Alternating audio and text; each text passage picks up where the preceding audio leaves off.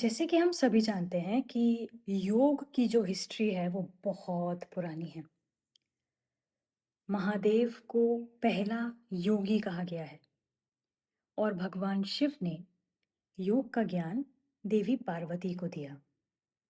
तो ये तब से चलता आ रहा है और हमने श्रीमद् भागवत गीता में भी देखा है, जब कृष्ण जी और अर्जुन का संवाद चल रहा होता है, तब वो भी योग का ज्ञान देते हैं और कई अलग रास्ते बताते हैं कि कैसे इंसान योग में आगे बढ़ सकता है। फिर जब एक ऋषि आते हैं, जो हैं महर्षि पतंजलि, इन्होंने योग को सिस्टमैटाइज कर दिया। इन्होंने पतंजलि योग सूत्र बनाया, जिसमें 196 सूत्र दिए और इन्होंने ही अष्टांग योग का भी बताया सभी को कि अष्टांग योग क्या है।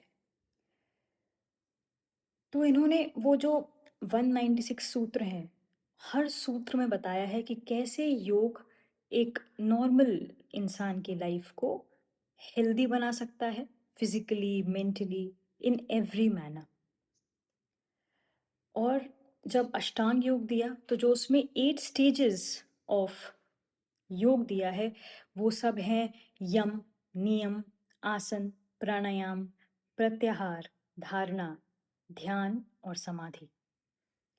इन सभी का अपना एक अर्थ है और जब हम इन सभी में स्टैब्लिश हो जाते हैं, खुद को स्थापित कर लेते हैं, तब हम उस समाधि की तरफ जाते हैं।